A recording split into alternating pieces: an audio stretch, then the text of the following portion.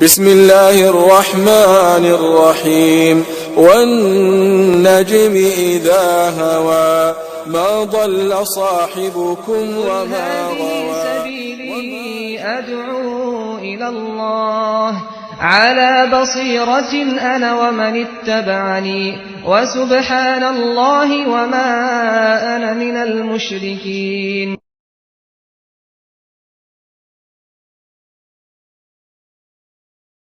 إن الحمد لله نحمده ونستعينه ونستغفره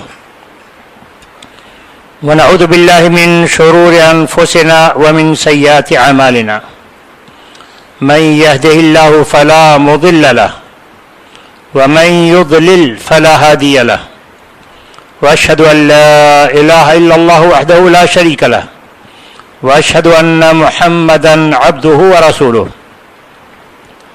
يا أيها الذين آمنوا اتقوا الله حق تقاته ولا تموتن إلا وأنتم مسلمون.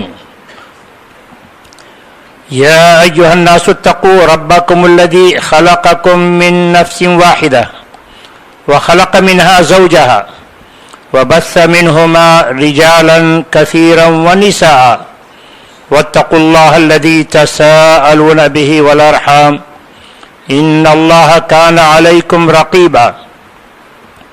يا أيها الذين آمنوا اتقوا الله وقولوا قولا سديدا يصلح لكم أعمالكم ويغفر لكم ذنوبكم ومن يطع الله ورسوله فقد فاز فوزا عظيما. أما بعد فإن خير الحديث كتاب الله وخير الهدي هدي محمد صلى الله عليه وسلم وشر الأمور محدثاتها وكل محدثة بدعة وكل بدعة ضلالة وكل ضلالة في النار. أعوذ بالله من الشيطان الرجيم. بسم الله الرحمن الرحيم. كنتم خير أمة أخرجت للناس تأمرون بالمعروف وتنهون عن المنكر وتؤمنون بالله. اللہ تعالیٰ نے اس آیت کریمہ میں مسلمانوں سے خطاب کرتے ہوئے کہا ہے کہ تم بہترین امت ہو.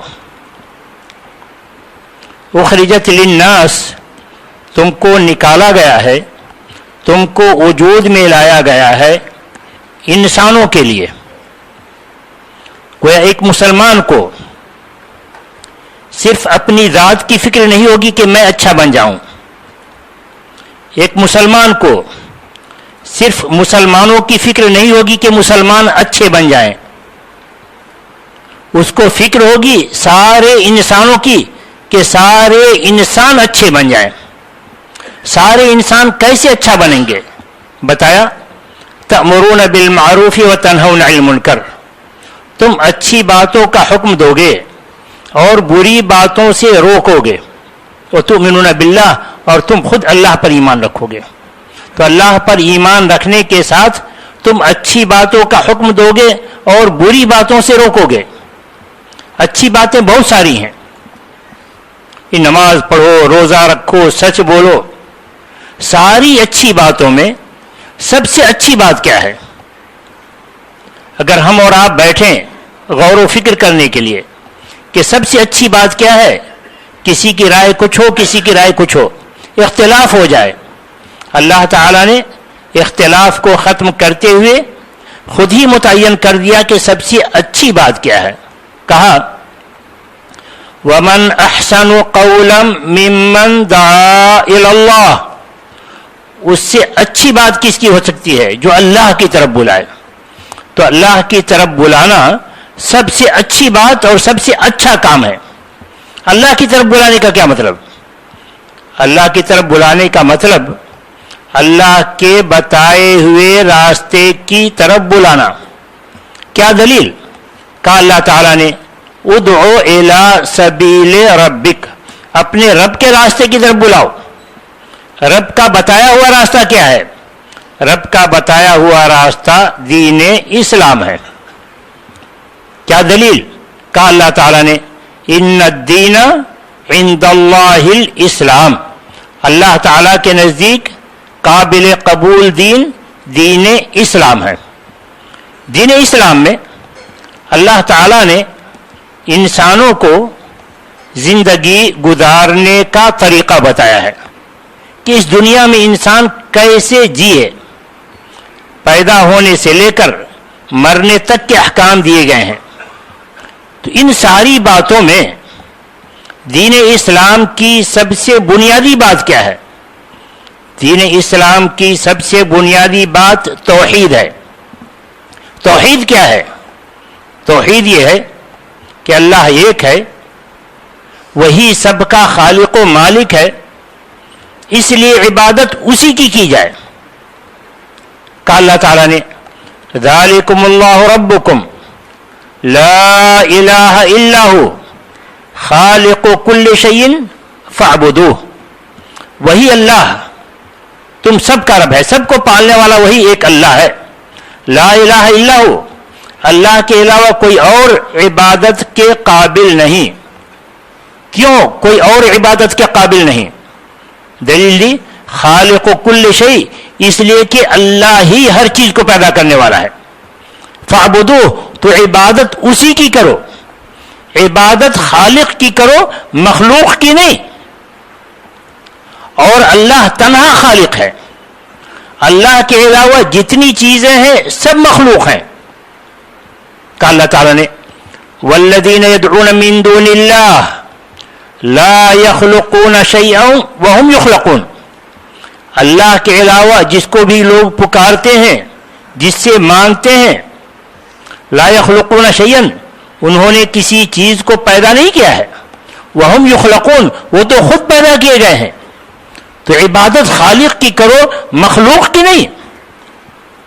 خالق بے نیاز ہے، وہ کسی کا محتاج نہیں. مخلوق محتاج ہے، تو عبادت اس کی کرو جس کے ہاتھ میں سب کچھ ہے. مخلوق کی عبادت کیوں کرتے ہو؟ وہ تمہیں کیا دے گا؟ عبادت اس کی کرو جو سب کچھ دینے پر قادر ہے. یا ایھا الناس انتم الفقراء الی اللہ واللہ هو الغنی الحمید. اے انسانوں، تم سب محتاج ہو اللہ کے. واللہ هو الغنی الحمید، اللہ بے نیاز ہے، وہی تعریف کے قابل ہے. جس کی قدرت ہر شے پر ہے اسی کی عبادت کرو کہ وہ دے تو کوئی روک نہ سکے، وہ نہ دے تو کوئی دے نہ سکے. وَإِن يَمْسَسْكَ اللَّهُ بِضُرٍّ فَلَا كَاشِفَ لَهُ إِلَّا هُوَ. اگر اللہ تعالیٰ تم کو کوئی نقصان پہنچانا چاہے تو اللہ کے علاوہ تم کو اس سے کوئی نہیں بچا سکتا. وَإِن يُرِدْكَ بِخَيْرٍ فَلَا رَادَّ لِفَضْلِهِ. اور اگر تم کو نعمتوں سے نوازنا چاہے تو اللہ کی نعمتوں کو کوئی روک نہیں سکتا. تو عبادت کرو اس کی جس کے ہاتھ میں سب کچھ ہے. اسی کو توحید کی دعوت کہا جاتا ہے کہ اللہ سب کا خالق ہے، عبادت خالق کی کرو، مخلوق کی نہیں. اللہ تعالیٰ نے اسی دعوت کے لیے سارے رسولوں کو بھیجا. کہا اللہ تعالیٰ نے وَلَقَدْ بَعَثْنَا فِي كُلِّ أُمَّةٍ رَسُولًا أَنِ اعْبُدُوا اللَّهَ وَاجْتَنِبُوا الطَّاغُوتَ.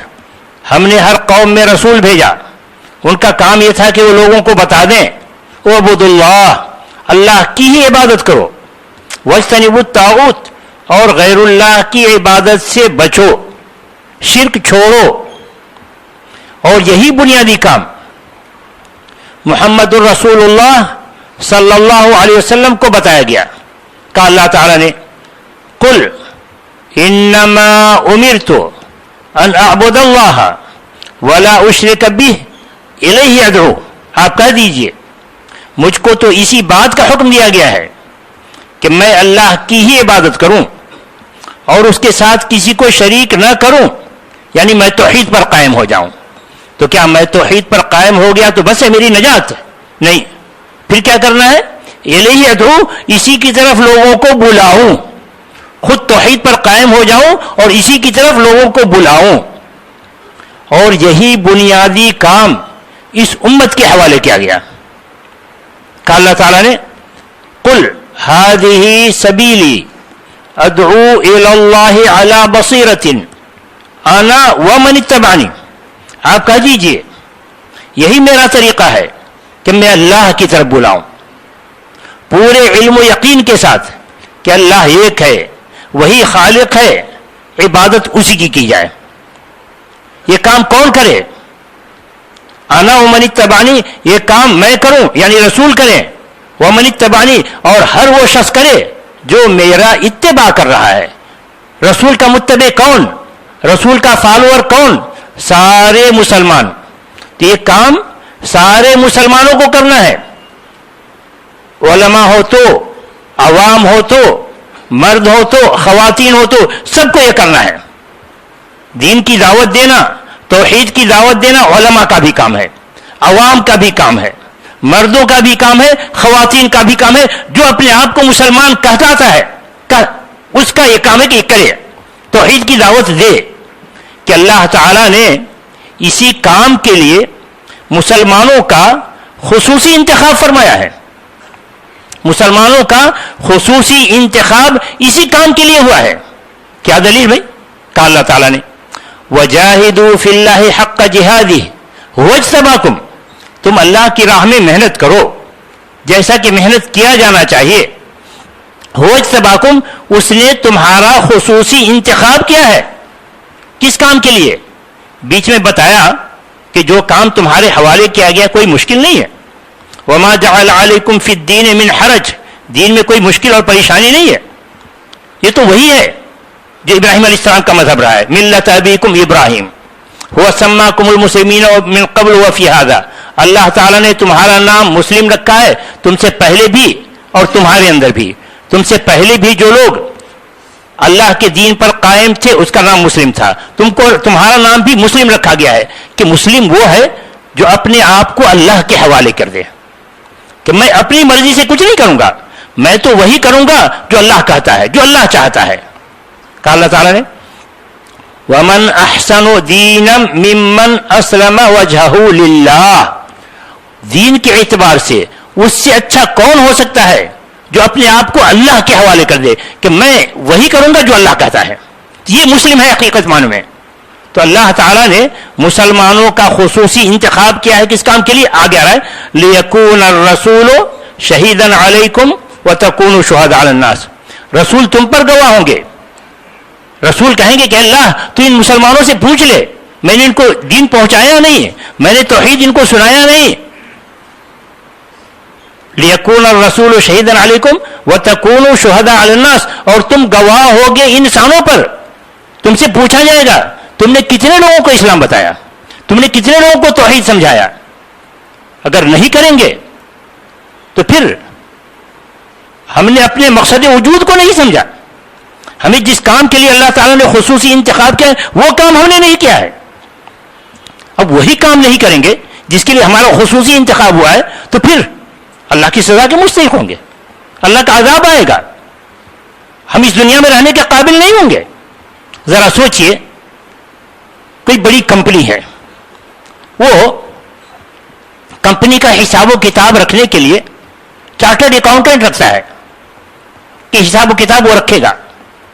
اب چارٹرڈ اکاؤنٹنٹ بڑی تنخواہ پر رکھا جاتا ہے، کسی نے بڑی کمپنی نے رکھا چارٹرڈ اکاؤنٹنٹ بڑی تنخواہ دے کر کے، وہ آتا ہے آفس کھولتا ہے، جھاڑو لگاتا ہے، جیسے ہی آنر آتا ہے اس کے استقبال کے لیے پہنچتا ہے، اس کو چائے دیتا ہے، اس کا بڑا عزت و احترام کرتا ہے، مگر اس کے حوالے جو کام اصل ہے حساب رکھنا وہی نہیں کرتا ہے، اس کے حوالے جو کام ہے وہی نہیں کرتا ہے۔ تو ذرا سوچئے یہ مالک کتنے دن اس کو برداشت کرے گا؟ خوش کرنے کے لیے تو بڑا کام کر رہا ہے، مگر وہ دیکھے گا میں نے تو اتنی بڑی تنخواہ دے رکھی ہے، یہ حساب و کتاب رکھنے کے لیے یہی نہیں کر رہا ہے، بھائی اس کو ہٹاؤ۔ تو ذرا سوچئے مسلمانوں کا انتخاب ہوا ہے کہ تم خود توحید پر قائم رہو، خود دین پر قائم رہو اور اس کی تبلیغ لوگوں کو کرو، یہی نہیں کرے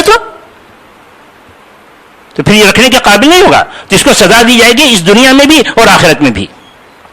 مسلمانوں کا یہ سمجھ بیٹھنا کہ میں مسلمان ہوں، میں توحید پر قائم ہوں، میں جنتی، صحیح نہیں ہے۔ توحید پر قائم رہو، دین پر قائم رہو، دین کی تبلیغ کرو تب تو جنتی، ورنہ خود تمہارا توحید پر قائم ہو جانا تم کو جنتی نہیں بنا دیتا۔ ارے جنتی نہیں بنا دیتا، ارے جنتی کیا ہے، اس دنیا میں بھی عذاب آئے گا، کیسے بھی؟ کیا دلیل کہ دنیا میں بھی عذاب آئے گا؟ جی ہاں، نہ دنیا رہے گی نہ آخرت. دلیل سنیے. ابو بکر صدیق رضی اللہ عنہ کے زمانے میں بہت سارے لوگوں نے دعوت دین کو چھوڑ دیا اس آیت کی غلط فہمی کی وجہ سے. کہ آیت کہا یا ایھا الذین آمنوا علیکم انفسکم لا یضرکم من ضل اذا اہتدیتم. اے ایمان والو، اپنے آپ کو لازم پکڑو، اپنے آپ کو توحید کا پابند بنا لو، اپنے آپ کو دیندار بنا لو، دین اسلام کی پابندی تم کرو. لا یضرکم من ضل، اگر تم دین کے پابند ہو گئے تو کوئی گمراہ ہو رہا ہے تو ہونے دو، وہ تم کو کوئی نقصان نہیں پہنچائے گا. لا یضرکم من ضل، تم کو کوئی نقصان نہیں پہنچائے گا وہ جو گمراہ ہو رہا ہے. جو گمراہ ہو رہا ہے ہونے دو، تم کو کیا ضرورت ہے لوگوں کے پیچھے پڑنے کی؟ بھئی توحید کو اپناؤ، نماز پڑھو، روزہ رکھو، یہ سب کرنے کی کیا ضرورت ہے؟ اذا اہتدیتم، اگر تم خود ہدایت پر رہے، دین پر قائم رہے.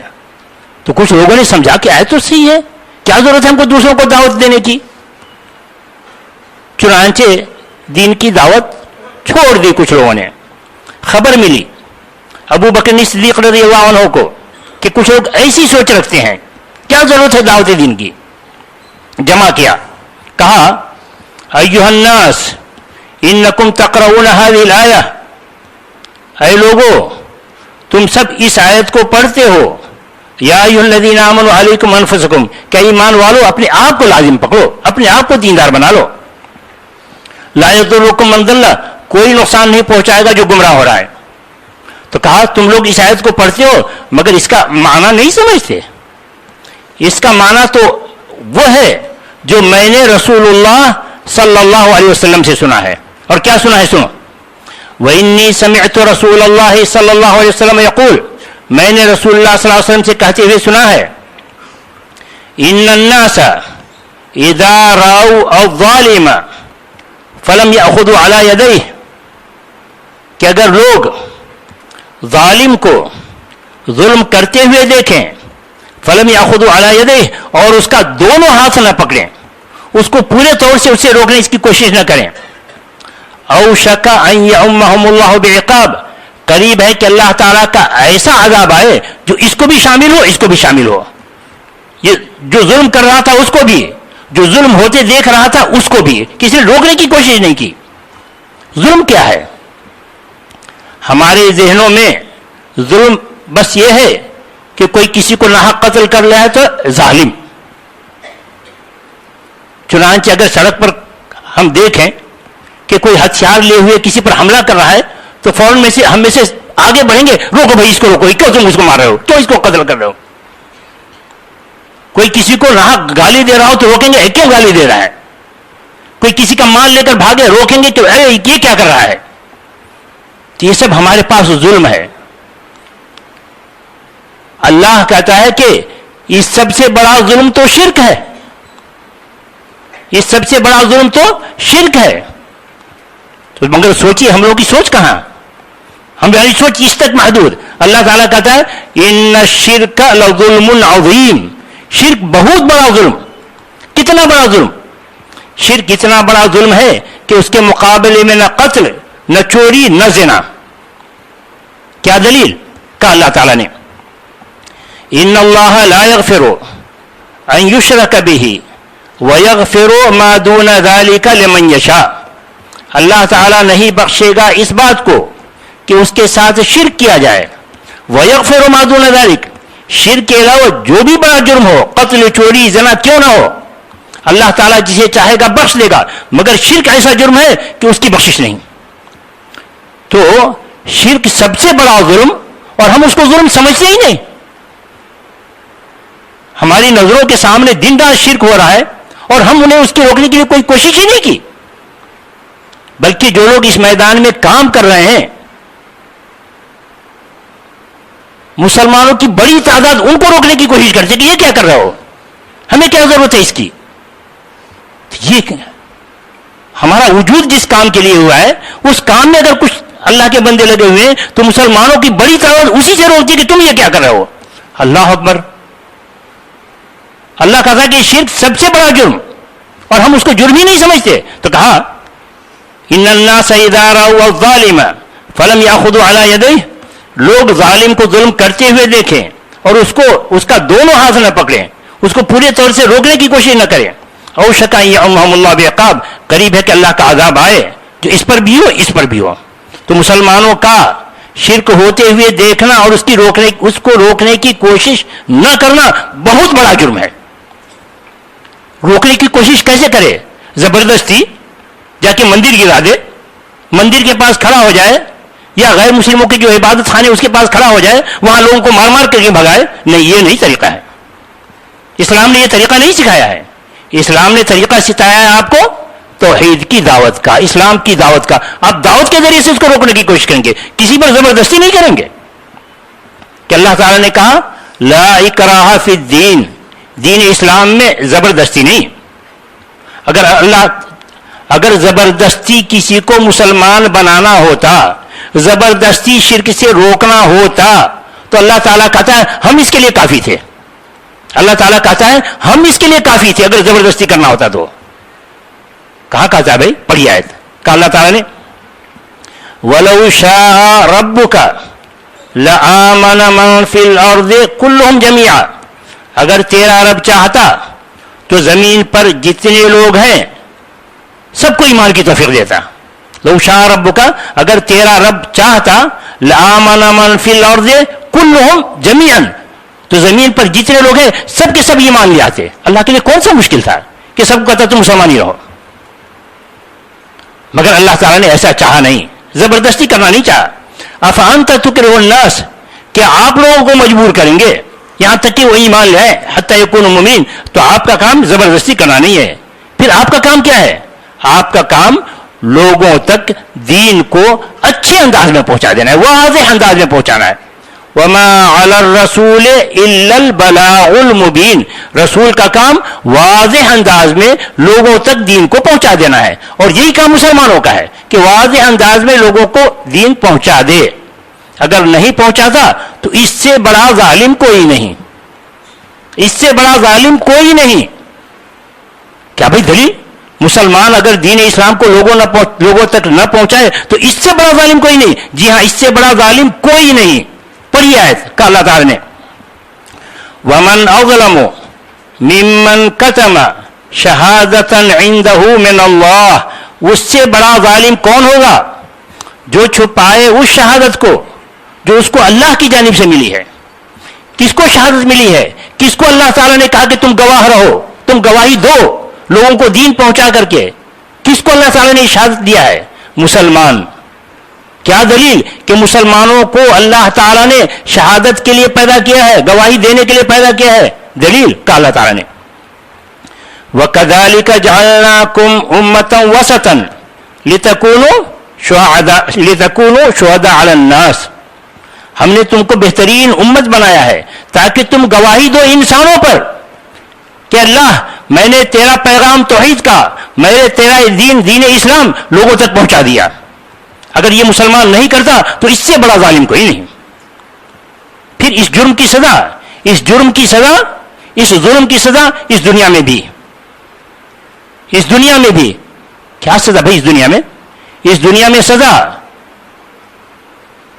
ہم جو دیکھ رہے ہیں، یہ آپ بھی جو دیکھ رہے ہیں، یہ مسلمانوں کے درمیان جو آپسی اختلاف ہے، مسلمانوں کے درمیان جو آپسی اختلاف دیکھ رہے ہیں، یہ اللہ کا عذاب ہے. یہ اللہ کا عذاب ہے. کیا دلیل؟ مسلمانوں کا آپس میں لڑنا یہ اللہ کا عذاب ہے. دلیل سنیے آیت. کہا اللہ تعالیٰ نے قُلْ هُوَ الْقَادِرُ عَلَىٰ أَن يَبْعَثَ عَلَيْكُمْ عَذَابًا مِّن فَوْقِكُمْ أَوْ مِن تَحْتِ أَرْجُلِكُمْ أَوْ يَلْبِسَكُمْ شِيَعًا وَيُذِيقَ بَعْضَكُمْ بَأْسَ بَعْضٍ. کہہ دیجئے هو القادر علی، اللہ تعالیٰ قدرت رکھتا ہے اس بات پر کہ تم پر عذاب نازل کرے اوپر سے، او من تحت ارجلکم، یا عذاب نازل کرے نیچے سے، اوپر سے عذاب نازل کر کے پتھروں کے ذریعے سے تم کو برباد کر دے، نیچے سے زلزلہ کر کے تم کو برباد کر دے. او یلبسکم شیعا، یا تمہارے درمیان اختلاف پیدا کر کے، ویذیق بعضکم بأس بعض، اور بعض کو بعض کے ذریعے سے مزہ چکھائے.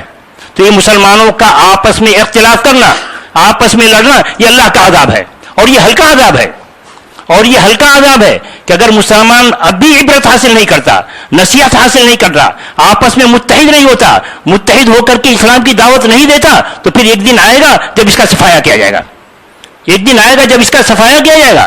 کہ اللہ تعالیٰ نے وَإِن تَتَوَلَّوْا يَسْتَبْدِلْ قَوْمًا غَيْرَكُمْ، اگر تم ایسے ہی اعراض کرتے رہے، اپنے مقصد وجود سے غفلت برتتے رہے، دین کی دعوت تم نہیں دیا تمہیں، تو کیا یستبدل قوما غیرکم، تمہاری جگہ دوسروں کو لائے گا، ثم لا یکونوا امثالکم، پھر وہ تمہارے مانند نہیں ہوں گے، تو دنیا بھی تباہ ہو جائے گی اور آخرت بھی تباہ، آخرت بھی تباہ، ہاں آخرت بھی تباہ. کیا دلیل؟ کہا اللہ تعالیٰ نے الف لام میم احسب الناس ان یترکوا ان یقولوا آمنا وهم لا یفتنون، کیا لوگ سمجھتے ہیں ان کو چھوڑ دیا جائے گا، ان کو جہنم سے نجات مل جائے گی، ان کو کسی بات کی تکلیف نہیں دی جائے گی؟ ان یقولوا آمنا، کیوں کہتے میں ایمان لایا ہوں، میں کلمہ پڑھ لیا ہوں، میں کلمہ پڑھ لیا، میں جنتی، میں مومن ہوں، میں جنتی. ان یقولوا آمنا وهم لا یفتنون، ان کو آزمایا نہیں جائے گا. وَلَقَدْ فَتَنَّ الَّذِينَ مِن قَبْلِهِمْ، ہم نے ان سے پہلے بھی لوگوں کو آزمایا، جس کے حوالے بھی دین کیا اس کو کہا کہ لوگوں کو پہنچاؤ. فَلَيَعْلَمَنَّ اللَّهُ الَّذِينَ صَدَقُوا وَلَيَعْلَمَنَّ الْكَاذِبِينَ، اللہ تعالیٰ تو جاننا چاہتا ہے کہ تم میں سے کون اپنے ایمان میں سچا ہے اور کون جھوٹا ہے. اگر تم ایمان کی دعوت دیتے ہو لوگوں کو تو سچے مومن، اگر نہیں دعوت دیتے تو جھوٹے مومن، تم جھوٹے مومن. اب ذرا سوچ کر دیکھیے اپنے آپ کو کنٹرول کر کے، ہم سچے مومن ہیں یا جھوٹے مومن؟ نتیجہ کیا نکلے گا؟ جھوٹے مومن تو پھر جنت کی گارنٹی ختم. کیا دلیل بھائی؟ جنت کی گارنٹی ختم. ہاں دلیل بھائی، ہم تو علماء سے سنتے آ رہے ہیں من قال لا الہ الا اللہ دخل الجنہ، جس نے لا الہ پڑھ لیا وہ جنت میں چلا گیا، حدیث صحیح ہے. مگر جس نے جنت کی گارنٹی دی ہے وہی لا الہ الا اللہ پر کہ اس کو کہو اور دوسروں کو پہنچاؤ تب تو جنتی، ورنہ پھر تمہاری جنت کی گارنٹی ختم. کیا دلیل بھائی؟ دوسروں کو پہنچاؤ تو جنتی، ورنہ جنت کی گارنٹی ختم. پڑھی آیت کا اللہ تعالیٰ نے ام حسبتم ان تدخلوا الجنت، کیا تم سمجھتے ہو کہ ہم جنت میں چلے جائیں گے کہ کلمہ پڑھ لیے ہیں؟ ولما يعلم الله الذين جاهدوا منكم، جبکہ اللہ تعالیٰ نے بھی جانا نہیں کہ تم میں سے کتنے لوگوں نے اس راہ میں محنت کی ہے، جو ایمان کی دولت تم کو نصیب ہوئی ہے کتنے لوگوں تک پہنچایا ہے. اگر پہنچاتے ہو، محنت کرتے ہو تب تو واقعتاً جنتی، ورنہ پھر تم جنتی کیسے؟ ہم دعویٰ کرتے ہیں کہ ہم تو شاہدائی رسول ہیں، ہمارے لیے رسول صلی اللہ علیہ وسلم میں نمونہ ہے. یہ دعویٰ کہاں تک صحیح ہے؟ ذرا سوچئے. کیا رسول صرف اپنی ذات کی اصلاح کرتے تھے؟ کیا صرف مسلمانوں کی اصلاح کرتے تھے؟ غیر مسلموں کے لیے کیسی تڑپ رکھتے تھے آپ؟ باوجود کہ وہ ستاتے، آپ دعائیں کرتے اللہم اہد قومی فإنہم لا یعلمون، اے اللہ میری قوم کو ہدایت دے، وہ نہیں جانتی جس کی وجہ سے میری دشمن بنی ہوئی ہے، وہ نہیں جانتے جس کی وجہ سے مجھے ستا رہے ہیں، اللہ ان کو ہدایت دے دے، ان کو ایمان کی راہ دکھا دے. آپ نے کتنی بار دعا کی ذرا سوچئے، جبکہ رسول اکرم صلی اللہ علیہ وسلم دن رات ان کی دعوت میں لگے ہوتے، مار کھاتے دعائیں دیتے، آپ نے کیا فکر کیا ہے؟ تو کیسے آپ کہتے ہیں کہ میں شہدائی رسول ہوں، رسول میرے لیے نمونہ ہے؟ تو رسول نمونہ ہے صرف نماز میں، روزے میں، حج میں، دعوت میں کون نمونہ؟ تو جب تک آپ غیر مسلموں کو اسلام نہیں سمجھاتے، آپ نے اپنے مقصد وجود کو نہیں سمجھا، آپ نے دین کا حق نہیں ادا کیا، تو دین خود توحید پر قائم رہیے، نماز اور روزے کی پابندی کیجیے. اس سب کے ساتھ ساتھ آپ اس کلمہ کو، کلمہ شہادت کو، توحید کے پیغام کو لوگوں تک پہنچائیے تو واقعتاً کامیاب ہیں. ورنہ پھر یہ دنیا میں بھی اللہ کا عذاب آیا ہوا ہے، یہ اختلاف ختم نہیں ہوگا. اگر آپ اس دین میں لگ جائیں، کام میں لگ جائیں، اللہ تعالیٰ آپ کے دلوں سے یہ نفاق کو ختم کرے گا، یہ بغض و دعوت کو ختم کرے گا، آپ متحد ہو جائیں گے انشاءاللہ، اور جنت کی بھی گارنٹی مل جائے گی. تو اللہ تعالیٰ سے دعا ہے کہ اللہ تعالیٰ ہم تمام مسلمانوں کو خود توحید پر قائم رہنے کی توفیق عطا فرمائے، پورے دین پر عمل کرنے کی توفیق عطا فرمائے. اللہ تعالیٰ ہم تمام مسلمانوں کو اسلام کا پیغام سارے انسانوں تک پہنچانے کی توفیق عطا فرمائے. اللہ تعالیٰ ہم تمام مسلمانوں کو ہر اس کام کی توفیق عطا فرمائے جس سے اللہ راضی ہو اور ہمیں جنت نصیب ہو. آمین. وآخر دعوانا الحمد للہ رب العالمین. بارک اللہ لنا ولکم فی القرآن العظیم ونفعنا وإياكم بالآيات والذكر الحكيم إنه تعالى جواد كريم ملك رؤوف رحيم.